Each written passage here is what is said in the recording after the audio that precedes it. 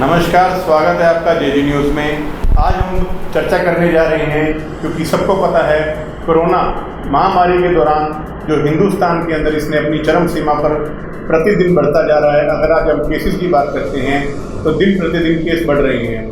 पहले सैकड़ों की संख्या में थे, सैकड़ों के साथ हज़ारों में है, हज़ारों से अब लाखों की संख्या में पहुंच चुके हैं। अगर हम महामारी की बात करते हैं तो जिस तरीके से हिंदुस्तान में अब ये फैल रही है और हरियाणा में अगर हम बात कर रहे हैं हरियाणा प्रदेश की, तो वहाँ भी इसकी संख्या जो है दिन प्रतिदिन बढ़ रही है। सबसे बड़ी बात यह है कि जिला प्रशासन, सरकार और हमारे देश के प्रधानमंत्री अपनी ओर से जैसे पहले लॉकडाउन का एक मैसेज संदेश दिया था और उसके बाद लोगों को अपने घरों में ही रहने का संदेश दिया था।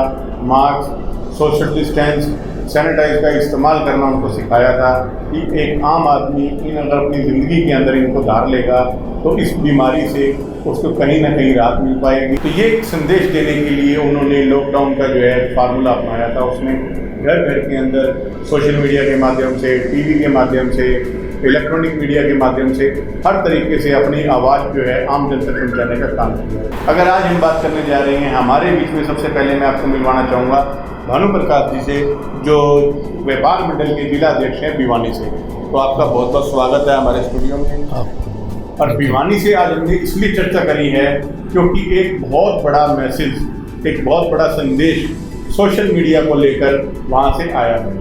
वहाँ के सोशल मीडिया जो यूट्यूब चैनल हैं उनको बैन किया गया है प्रशासन की ओर से कि उनको किसी भी तरीके से वहाँ खबर नहीं दिखाई जाएगी।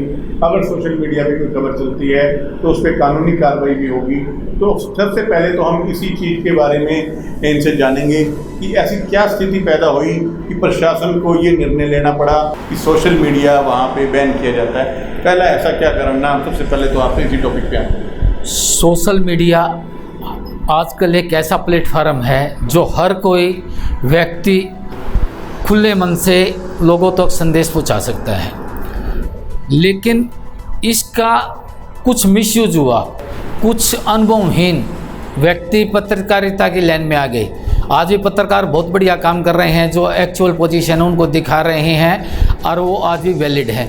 लेकिन कुछ लोगों ने देखा देखी, भाई पत्रकार है नहीं, मैं भी पत्रकार बन जाऊं, वो माइक उठा के चले जाते हैं और उनके कारण ये स्थिति थोड़ी सी और गंभीर हुई है, जिसका परिणाम यह कि आज सभी को भुगतना पड़ रहा है। उस पर बैन लगाया गया है कि वे कंटेनमेंट जोन के अंदर गए, उन्होंने वहाँ के खबरें को थोड़ा सा बढ़ा के जो हकीकत है वही दिखाते तो ठीक है, लेकिन उससे भी थोड़ा, क्योंकि जब आदमी फील्ड में जाता है तो अपने चैनल की पब्लिसिटी के लिए थोड़ा उसको बढ़ा के कर देता है और उसका परिणाम ये हुआ कि उन्होंने थोड़ा बढ़ा के कर दिया तो प्रशासन ने भाई लोगों के बीच में एक गलत संदेश जा रहा है, मजबूरन होकर सभी पर बैन लगाना पड़ा। ये आपने बात करी कि अनुभव को लेकर जो पत्रकारिता के क्षेत्र में जुड़े हुए हैं वो उनको पता है अपनी मर्यादा का, उन्होंने कहाँ तक दिखाना है, क्या चीज़ दिखाना है। बिल्कुल, वो आपने बिल्कुल बहुत सही बात कही। ठीक है, देखा देखी हर चीज़ में होती है, हर व्यापार में भी होती है कि देख के आदमी आ जाते हैं, कुछ अनुभव नहीं है लेकिन वो सोचते हैं कि शायद इसका हम अनुभव ले पाएंगे, तो उसके अंदर कुछ ना कुछ गलतियाँ भी होती हैं। ठीक है, उसी कारण जैसे आपने बताया कि वहाँ के उपायुक्त ने जो है निर्णय लिया है। तो इसके साथ मैं आपसे जानना चाहूँगा कि भिवानी के अंदर हम केस की बात करते हैं, हरियाणा की और संख्या की बात करते हैं जो आए दिन केस आ रहे हैं, तो भिवानी में एकदम से चरम सीमा पे जो है कोरोना केस आ रहे हैं, तो क्या सबसे बड़ा कारण है? कोरोना के मामले में कुछ समय पहले भिवानी सेफ जोन में था। प्रथम विधायक के परिवार, विधायक को छोड़कर सारा परिवार पॉजिटिव आ गया। उनका पीए से शुरू हुआ था और फिर पॉजिटिव आ गया।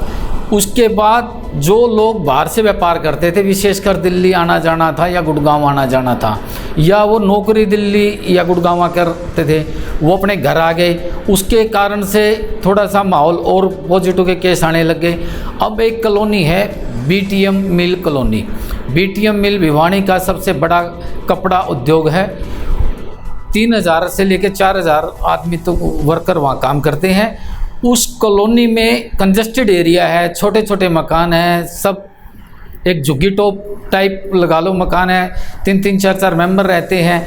और उस मिल के वर्करों को कोरोना पॉजिटिव आना भिवानी के लिए सबसे खतरनाक है। मिल बंद करनी पड़ी, कंटेनमेंट जोन घोषित करना पड़ा, लेकिन फिर भी केसेस निकल रहे हैं। प्रशासन को चाहिए कि उसका पूरा का पूरा कंटेनमेंट जोन की सारी चेकिंग कराए, सैनिटाइज कराए उनको, और उसके बाद मिल को चालू करने का प्रावधान रखें। आज जो मालिक है, पहले बीटीएम की ग्रेवरा के नाम से पूरे वर्ल्ड में इसका कपड़ा जाता था, आज वो मिल बिड़ला जी ने बेचकर डोनियर को बेच दी। अब मालिकों के पहले थे ये जंगल में, आज हो गई है शहर के बीच में जगह। अगर हम बात करते हैं भिवानी का, जैसे हमने देखा, पता लगा हमने कि जो स्थिति वहाँ सामने है, या व्यापार मंडल से भी जुड़े हैं, आप यहाँ के जिला से हैं, मास्क जो है सबसे बड़ी संख्या में भिवानी से बन रही है। तो ऐसा क्या कारण है कि भिवानी जो है सबसे बड़ी जो है मास्क के अंदर अपनी उपस्थिति दर्ज करा रहा है? तो ये क्या सबसे बड़ा कारण? भिवानी में कुछ फैक्ट्रियाँ वुलन थैले बनाने की ऑलरेडी पहले लगी हुई थी। जैसे ही ये लॉकडाउन लगा, ये महामारी आई, तो उन्होंने इसके विकल्प के तौर पे उसको मास्क में कन्वर्ट कर दिया। वहाँ जब ट्राई की कि मास्क बनने के लिए, तो एक मशीन 2.5 लाख प्रतिदिन मास्क निकाल रही थी। तो उसकी देखम देख सभी इंडस्ट्रीज़ों ने भाई मास्क की बाहर से मशीन भी मंगाई और अपनी जो मशीन थैले बना रहे थे उसकी मास्क में लगाया। इससे भिवानी के हर घर में रोज़गार मिला। लॉकडाउन में जहाँ पूरे हिंदुस्तान में कहीं रोज़गार नहीं था, वहाँ भिवानी के घर घर में रोज़गार था। कोई मास्क की पत्ती लगा रहा था, कुछ को चेप रहा था, कोई रबड़ वेल्ड कर रहा था, पैकिंग का काम था। और भिवानी भारत नहीं, विश्व में कई जगह इन्होंने भेजा। तो जो इन्होंने आपने जैसे बताया कि घर घर में इसका काम था, तो इसकी गुणवत्ता को कैसे रखा जा रहा था? गुणवत्ता का पूरा ध्यान रखा गया था और इस पे बहुत सी बातें उठी भी थी, लेकिन लास्ट स्टेज पर जब घर घर जाते थे उनको ये ध्यान में रखा जा रहा था कि भी ठीक ठाक है, लेकिन उसके आने के बाद भी उनको सैनिटाइज करके आगे पैकिंग की जाती थी और उसके बाद ही बाहर भेजा जाता था। क्या संदेश देना चाहेंगे भिवानी की जनता को कि किस तरीके से जो है वहाँ पे संभाल की जा सके जो आज केसेस बढ़ रहे हैं? अगर लोग आज क्यों नहीं समझ पा रहे, जहाँ प्रधानमंत्री ने एक घर बिठा के लॉकडाउन के दौरान एक एक व्यक्ति को समझाने का प्रयास किया, तो आज ऐसा क्या कारण है जो आज भी लोग नहीं समझ पा रहे? आज भी लोग इसे हल्की सी बीमारी ले रहे हैं। किसी से डिस्कस करो तो कहता है कि गर्म पानी पीने से ठीक हो जाती है, इतनी बीमारी कहाँ है। लेकिन लोग समझ नहीं रहे, जब इसका रूप बढ़ेगा तो फिर संभलने का भी मौका नहीं मिलेगा। सरकार, स्वास्थ्य मंत्रालय, हर टेलीफोन की ट्यून तक ये आती है कि भाई सैनिटाइज हाथ धोते रहें, मास्क लगाते रहें, सोशल डिस्टेंस की पालना करें। जब तक कोरोना की कोई वैक्सीन तैयार नहीं हो जाती है तब तक हम इन गाइडलाइंसों की पालना करते हुए ही इससे बच सकते हैं। अगर ऐसा नहीं करे तो ये महामारी का रूप धारण कर लेगी, जिससे फिर बचना बड़ा मुश्किल होगा।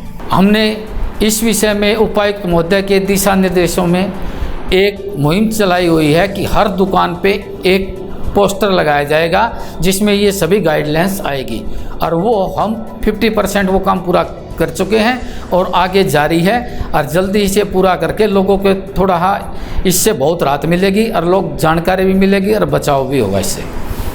तो आज आपने देखा हमारे बीच में भिवानी से व्यापार मंडल के जिला अधिकारी, इन्होंने जानकारी दी किस तरीके से जो है भिवानी में केस बढ़ रहे हैं, और साथ इन्होंने एक बहुत बड़ी बात बताई कि वहाँ जो है मास्क जो है एक घर छोड़कर एक घर के अंदर बन रहे हैं, जहाँ पूरी आर्थिक स्थिति में पूरा भारत जो है इसको जूझ रहा है, इस परेशानी को जो है देख रहा है और अपने पर महसूस कर रहा है। लेकिन भिवानी के अंदर हर किसी को कहीं ना कहीं रोजगार भी मिला हुआ है, और साथ ही मैं इनका यहाँ पहुँचने पर बहुत बहुत धन्यवाद करता हूँ, आभार व्यक्त करता हूँ, जिन्होंने बड़ा विस्तारपूर्ण बताया कि भिवानी में क्या स्थिति चल रही है, क्या वहाँ के हालात हैं, उस पर आज उन्होंने हमारे बीच में आके प्रकाश डाला। तो यूँ ही जुड़े रहे, देखते रहे JG न्यूज़, समय समय पर आपको दिखाते रहेंगे अपडेट।